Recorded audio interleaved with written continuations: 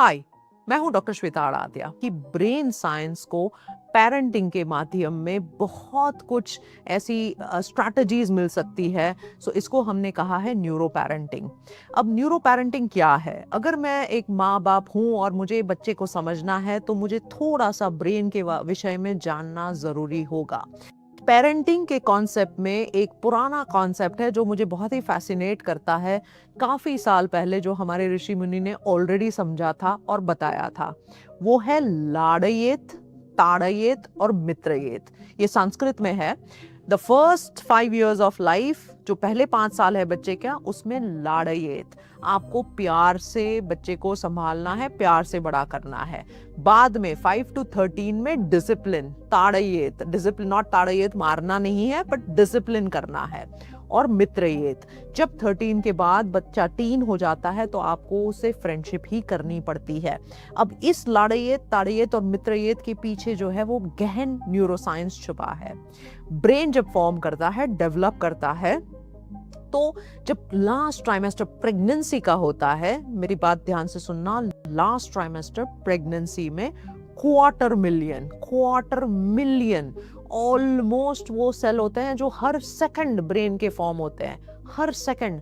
Mind blowing, बहुत सारे brain cells है वो बहुत फास्ट तेजी से ग्रो कर रहे हैं। 0 to 3 years की जो आयु होती है उसमें जो हमारे कनेक्शन होते हैं ब्रेन के, वो 700 पर सेकंड ग्रो हो रहे हैं। तो जो भी माँ बाप 0 to 5 के है, जो बच्चे रेस कर रहे हैं, उनको उनका बेस्ट एनवायरनमेंट देना, उनको अपनी प्रेजेंस देना, नैनी से रेस नहीं करना, अपने आसपास शांति बनाए रखना, अच्छा एनवायरनमेंट बनाए रखना बहुत ही जरूरी होता है। अवचेतन मन, सबकॉन्शियस माइंड की जो फॉर्मेशन है, एटीट्यूड, वहां पे जो उसका जो पूरा डेवलपमेंट है वो उसी टाइम पे बनती है। तो आप समझना नहीं कि बच्चा सुन नहीं रहा है। ब्रेन के जो सेंसरी प्रोसेसेस है, मैं सुन रहा हूँ, मैं समझ रहा हूँ, मैं देख रहा हूँ, मैं फील कर पा रहा हूँ, वो ऑलमोस्ट एडल्ट के तक हो जाते हैं 5-6 साल पे, ऑलमोस्ट एडल्ट तक। Imagine, mind blowing, right?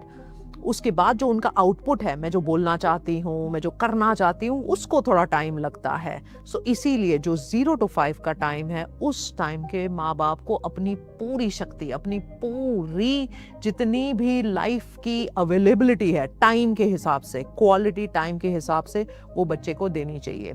In fact formal schooling के ऊपर काफ़ी चर्चाएं होती है। सदगुरु ने भी, मुझे याद है, एक वीडियो में कहा था या मैंने पढ़ा था उनकी किताब में कि बच्चे को फॉर्मल स्कूलिंग जल्दी नहीं देना चाहिए, क्योंकि बच्चा सब कुछ ग्रास्प कर सकता है, कई सारी लैंग्वेज सीख सकता है, कई सारी चीजें समझ सकता है। तो हम फॉर्मेटिव एक स्ट्रक्चर्ड करिकुलम जल्दी क्यों दे? ये बात बिल्कुल सही है कि लेट द चाइल्ड एक्सप्लोर। तो आप उनको बाहर नेचर में लेके जाए, उनको अलग अलग साउंड सुनाए, उनको अलग अलग चीजें फील करने दे, क्योंकि पूरा ब्रेन का ग्रोथ जो है वो उसी टाइम पे हो रहा है। जो बच्चे की समझने की शक्ति है वो एकदम पीक पे होती है, और हमारी इस उम्र में 40 एंड बिलो धीरे धीरे धीरे घटती जाती है। तो एक इनवर्स प्रोपोर्शन है। सो बच्चे को आप समझते हैं, अरे इसको कैसे ये समझ में आएगा, उसको समझ में आ जाएगा। आपका काम है वो देना, उस बच्चे के लिए वो प्रोड्यूस करना। अब 5 से जो 13 का टाइम होता है वो एक डिसिप्लिन का टाइम होता है।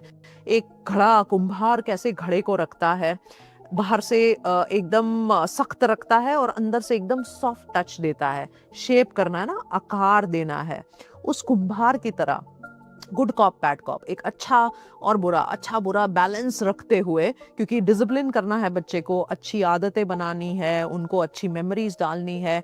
उनके प्री फ्रंटल कॉर्टेक्स का डेवलपमेंट पूरा नहीं हुआ है, जहाँ से पूरे डिसीजन, जहाँ से क्लैरिटी, जहाँ से समझ आती है, वो तकरीबन 22-23 साल की उम्र तक चलता है।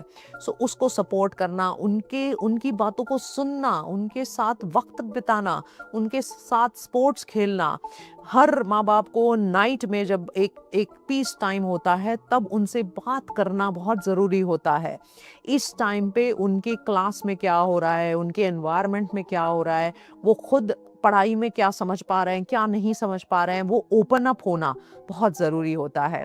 जो भी हमारी इनसिक्योरिटीज़ होती है, जिससे हमें डर लगता है, जो हमारे फियर होते हैं, ये मैं नहीं कर पाऊंगा, ये मैं कर पाऊंगी, ये सब कुछ जो होता है वो अवचेतन मन में हम एज पेरेंट्स हम एज ग्रैंड पेरेंट्स डालते हैं बच्चे में, वहां पे पूरी क्लीन स्लेट होती है, हम ही स्लेट को भरते हैं। एक स्टडी किया गया था कि अगर बच्चा इस उम्र में 7 to 13 के आसपास अगर वो एक्सपोज होता है स्मोकिंग से, अल्कोहल से, घर में फाइटिंग हो रही है, तो 40 वर्ष की उम्र में उसका डायबिटीज का जो मात्रा है वो बढ़ जाता है। He get succumb to cardiovascular, heart के प्रॉब्लम्स उसको आने लगते हैं, उसको काफ़ी सारी बीमारी जो है वो ब्रेन की आने लगती है। अब इमेजिन करो, कौन समझता है कि 7 से 13 की उम्र में जो एक्सपोज किया था बच्चे को, उसका असर आपको हेल्थ के फॉर्म में भी बाद में आ सकता है। तो कई सारा कॉन्फिडेंस, लैक ऑफ कॉन्फिडेंस, बोल नहीं पाना, बच्चा घबरा जाता है, बच्चे को समझ में नहीं आता है कि मुझे कैसे सोशल फॉर्म में प्रस्तुत होना चाहिए, या एक कॉन्टिन्यूअस जो lack of self doubt, lack of self confidence है, ये सब कुछ एक्चुअली मैं बताऊं तो बच्चों के इस टाइम में हम लोग ही डालते हैं। तो बहुत ही केयरफुल रहना है। न्यूरो पेरेंटिंग के हिसाब से आप ही बच्चे का फ्यूचर वो कर सकते हैं। यू आर द इंजीनियर, आप इंजीनियर है बच्चे के फ्यूचर को लेके। 13 ऑनवर्ड्स एक अलग ही कहानी होती है। हॉर्मोन्स एकदम पीक पे होते हैं, बच्चे का प्री फ्रंटल लोब नहीं होता है, बच्चा आसपास एकदम यंग लोगों से प्रेरित होता है, जो यंग लोग एकदम एक दूसरे को मिरर करते हैं।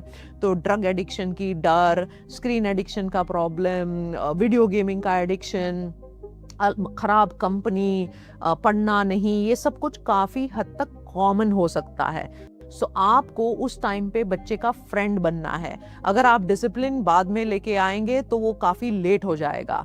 उस पॉइंट पे अवचेतन मन जो है वो रेडी नहीं होता है कुछ भी लेने के लिए, क्योंकि सारी एनर्जी जो ब्रेन की होती है वो प्री फ्रंटल कॉर्टेक्स को डेवलप करने में लगती है।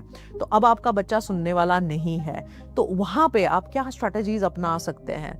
आपको बहुत ही केयरफुली जाना पड़ेगा, एनवायरनमेंट को मॉनिटर करना पड़ेगा। बच्चा किसके साथ उठता बैठता है, बहुत ही जेंटल वे में। You will have to be very very careful. और करियर की भी बात आती है। मैं हमेशा से बोलती हूँ कि 13 साल के 14 साल के बच्चे को पता भी नहीं होता है मैं बर्गर खा लूँ या पिज्जा खा लूँ। उस एज में हम बोलते हैं सब्जेक्ट्स चूज कर लो, 50 सब्जेक्ट्स होते हैं, करिकुलम्स चूज कर लो। ये उनके बस की बात नहीं होती है, तो उन पर छोड़ना वो गलत है। It is like giving them इतने सारे एम्यूनिशंस पड़े हैं, जाओ वेपन कोई भी उठा लो, अपनी वॉर खुद लड़ लो। उनके पास ये कैपेसिटी नहीं होती है। तभी हमने फ्यूचर रेडी नाउ एक किताब लिखी है जिसमें आप ये सारा कुछ स्टेप बाय स्टेप सीख सकते हैं, समझ सकते हैं, अपने बच्चे को भी समझ सकते हैं, अपना ब्रेन भी समझ सकते हैं। बिकॉज मुझे लगता है कि ये जो न्यूरो पेरेंटिंग है वो हर पेरेंट अगर समझ जाएगा, हम एक ऐसी जनरेशन बना पाएंगे जहाँ पे peace will be a part of it. सुकून होगा, एक there would be a success, prosperity, spiritual evolution and the world and planet, जो एक बहुत ही सुंदर जगह हो जाएगी जीने के लिए। क्योंकि जैसे जैसे बच्चे आ रहे हैं, एक डिजिटल पूरा वेव भी आ रहा है उनके साथ। सो पेरेंट्स को अपने जो स्किल्स है उसको एक स्टेप आगे लेके जाना पड़ेगा। जो पास्ट में उन्होंने अपने माँ बाप से सीखा था वो शायद रिडंडेंट हो जाएगा। I welcome each of you to have the course on the neuro parenting, ताकि आप अपने बच्चे को नेक्स्ट लेवल का एक बहुत ही सुलझा हुआ, वेल डेवलप्ड ब्रेन वाला इंसान भी बना पाए और एक कंट्रीब्यूटरी इंसान बना पाए। इस वर्ल्ड में अच्छे इंसान, अच्छे ब्रेन, एक केपेबल ब्रेन की बहुत ज़रूरत है। और ऑल द बेस्ट, एंड मेरी हमेशा शुभकामनाएं भी साथ में हैं और मेरी हमेशा मदद भी साथ में है। Signing off, doctor Shweta Aaradhya.